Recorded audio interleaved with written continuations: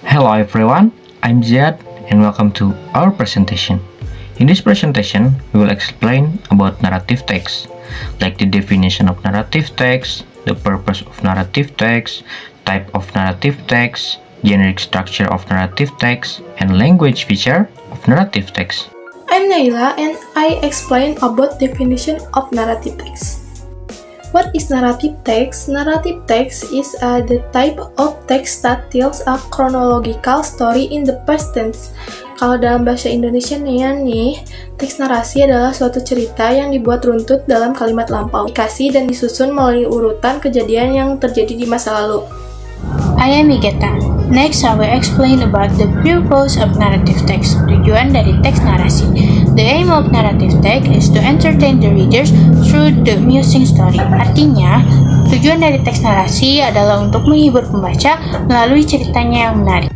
Next is the type of narrative text atau jenis-jenis teks narasi. Nah, narrative text ini terdiri dari beberapa macam jenis-jenis teks narasi, diantaranya ada cerita hayalan, misteri, cerita seram, science fiction, romansa, dan masih banyak lagi. I am Fahri and I explain about generic structure of narrative text. Generic structure of narrative text, struktur teks narasi, ada 4 struktur teks narasi yang perlu kamu ketahui jika ingin menyusun atau membuat sebuah teks narasi. The first is orientation. Orientation merupakan bagian pembuka dari sebuah teks narasi. Pada bagian ini dikenalkan karakter-karakter yang ada, lalu dikenalkan pula latar, tempat, latar waktu, latar suasana, serta keadaan sosial yang biasa disebut setting. Second, we got complication. Complication ini berisi permasalahan yang terjadi dalam sebuah cerita. Secara lebih detail, complication terbagi lagi menjadi 3 bagian, yaitu rising action, di mana masalah mulai muncul, yang kedua yaitu klimaks atau puncak permasalahan, dan yang ketiga yaitu falling action atau tensi permasalahan mulai menurun dan mulai menemukan titik penyelesaian. Third, we got resolution. Bagian ini berisi penyelesaian atau akhir dari sebuah cerita teks narasi. Sebuah cerita bisa ditutup dengan akhir yang menyenangkan, happy ending, akhir yang menyedihkan, sad ending, atau akhir yang menggantung, cliffhanger. And we got reorientation, bagian terakhir dari struktur teks narasi.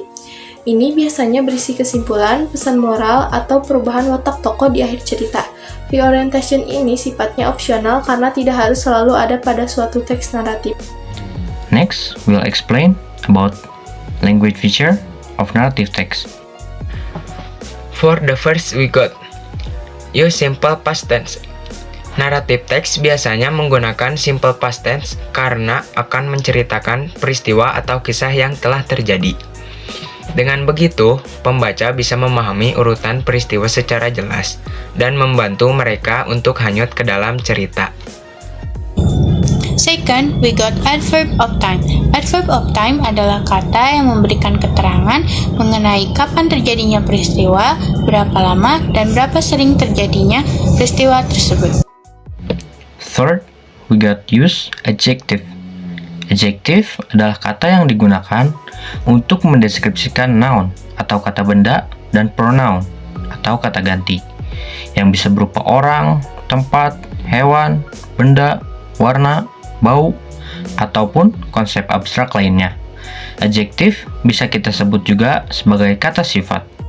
And for the last but not least, we got as non-phrase. Non-phrase adalah kata-kata yang berfungsi sebagai kata benda, biasanya berupa tempat, orang, makhluk hidup, dan lain-lain.